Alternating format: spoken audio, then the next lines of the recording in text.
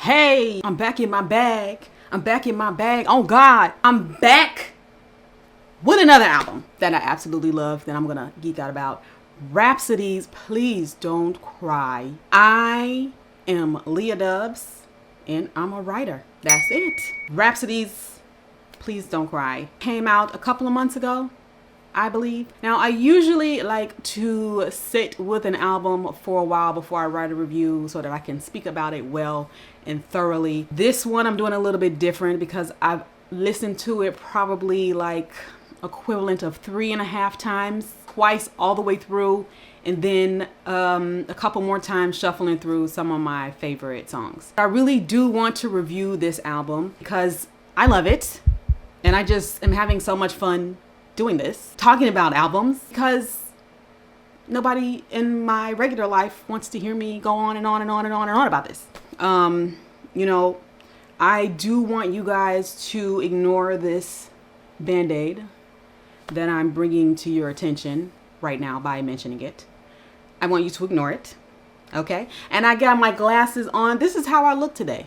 This is how I look today. And I'm really in this space of, not really giving a fuck. This album is the perfect album for me to just show up as I am, with glasses, some weird thing on my ear, but I'm excited about this album. It is entitled Please Don't Cry. The album title all by itself, magnificent, because I can't stop crying. I can't listen to this album driving anymore. It's official. I can't do it. When I'm picking through the songs, I can stay strong. Listening to the album from top to bottom, I've listened to it twice, and both times I cried.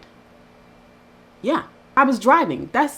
So don't listen to this while you're driving, because it is so powerful. It is so much love was put into it. Definitely was inspired. I could feel the life in this album. Album cover, I love too. I love that art in that album cover with the mesh, the sparkly mesh, and the red teardrop in the yellow background. I love that album cover so much. I cannot wait to buy this on vinyl. Well, first I can't wait to actually buy a record player, and then I can't wait to buy this on vinyl. So Again, I'm doing this a little bit differently. Typically, I like to sit with an album for a while, and I also like to listen to it while thumbing through the lyrics. Sometimes it's hard to hear everything that they're saying.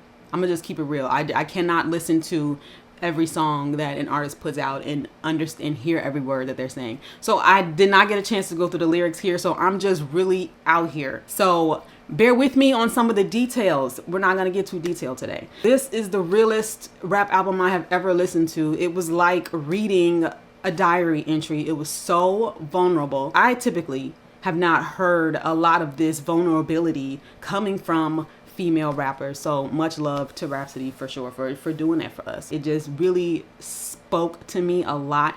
Even some parts of the album were triggering.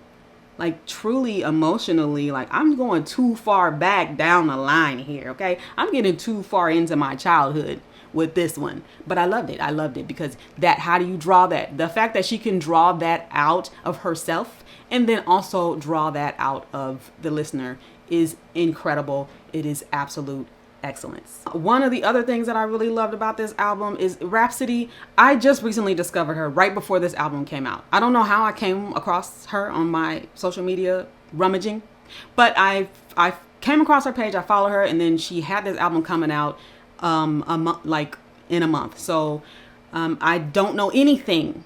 I've never even heard a Rapsody song, and that is a shame because she is so underrated. I cannot believe it. I think that if we really start having the conversations about the music and really start geeking out about the music, it could be an opportunity to give these types of artists way more recognition because their work is important. Any artistic work that is awesome is important, in my opinion. Super underrated. And she is very different than who is popular right now. I'm not gonna say that she's necessarily better or worse. It is what it is. Just very different. So it was so refreshing. The name drops in this album were really dope. Rapsody, the character rapper, she's different from other women in that she speaks on more of a human level. A lot of female rappers are very egotistical in their lyrics. So they talk a lot about the things that they have, their accomplishments, the super sexual powers that they possess, which is fine. It's all fun. It's all good with me. But Rapsody tends to dig a level deep, a couple levels deep actually, and really talks about her soulful experience in this world. I love it. She did a lot of name dropping, and I'm comparing these two things. A lot of times in rap music, you hear a lot of label drops. So it was interesting that Rapsody had a lot of name drops, which really aligns with her being more of a human being. She sees herself as a human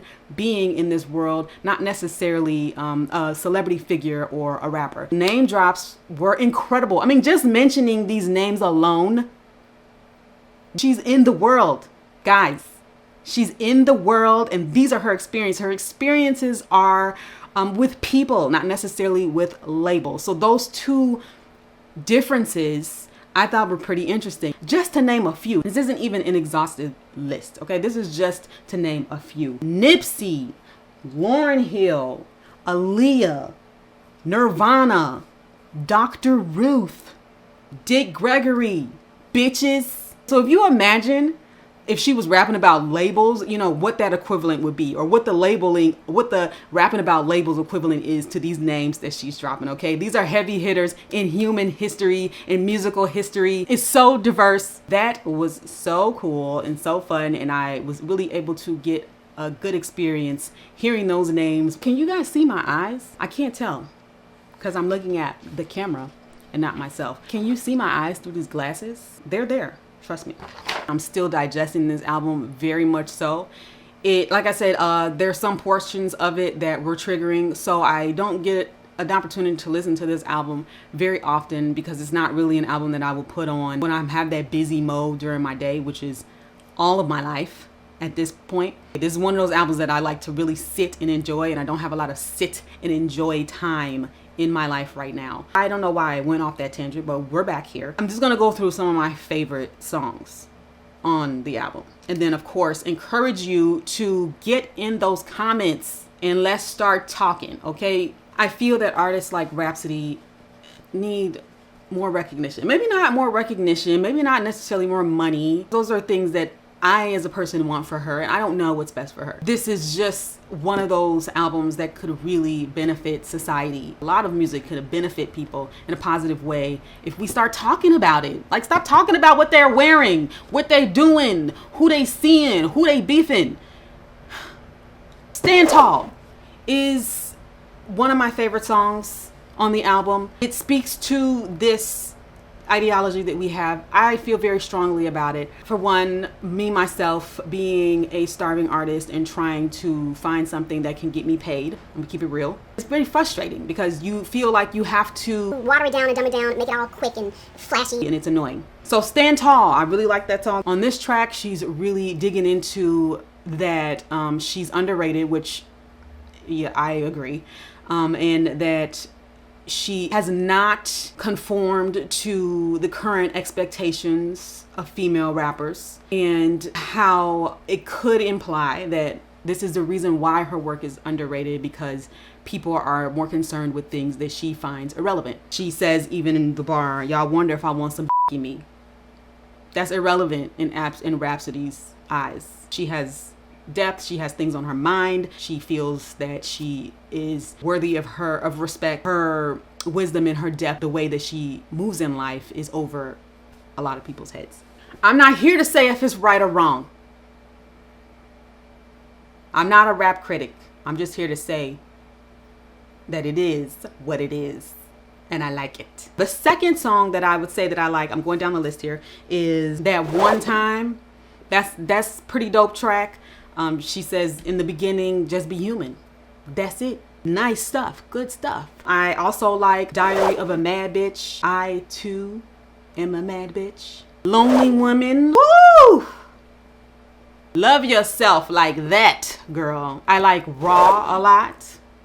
because Wheezy. Faith is where the tears start to roll. I start to feel it choke up on this song. So the album starts off and she's going to see this woman, and I don't know who this woman is. I thought maybe she could be her hairdresser, which in the Black community, the hairdresser is sort of the therapist. She could be a hairdresser. She could be some guru, somebody she knows, somebody she doesn't know. I'm not sure. But it starts off and she is coming to this woman with questions, and the album ends having answered those questions. And it's almost as if the album, the purging, the constant purging, has brought her to these answers, which is a common theme throughout the album, that it is the purge, it is the pain and the experiences, and accepting those experiences and living with them and sitting with them is where we get our answers. In the beginning, the woman even said that the only way out is in. So it's a beautiful piece of work. You start on the outside. We don't know who Rapsody is. Then we learn so much about her, so much about her pain, about her experiences. She's being so vulnerable, and then ties up in the end. Now we know who she is. And now she knows who she is. She has the answers. Faith is, it's getting towards the end of that album. And I suspect that, I am feeling some sort of way because I'm listening to her vulnerability, and it makes you think about your own. So these two worlds, parallel psyches are existing, and then it gets to the end. You feel like at the end of this album, I feel like I'm okay with my Band-Aid on my ear and my glasses and my 9 followers. We're okay. And there's a purging type of feel. So maybe I'm just getting way too deep, because this is what happens when I smoke weed and listen to the album. You know what I'm saying? Maybe this is just too much. Not too much for me. This is what I do, okay? But that's probably my favorite song on the album. I love that track. And then Forget Me Not is the boohoo. I'm crying throughout most of that song. That is where the album ends. Now, if I had to critique it, it would be that. And I had this similar critique to Nicki Minaj. I be feeling some type of way when I'm in on my feels in a song and then the song is over. I don't know, but that was just such, to me it was just I was crying and the album was over, and then it started from the beginning, and I'm like, wait, no. If I did have a critique, it's that maybe that those last 2 songs were a little bit, they were so emotional. I feel like it didn't really have anywhere to go. That abrupt stop, I wanted it to keep going. And I don't even know if that's a critique.